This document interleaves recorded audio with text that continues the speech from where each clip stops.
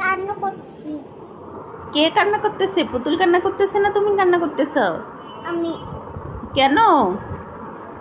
পুতুলকে আমি আদর করতেছি, আমি চুম্মা দেই।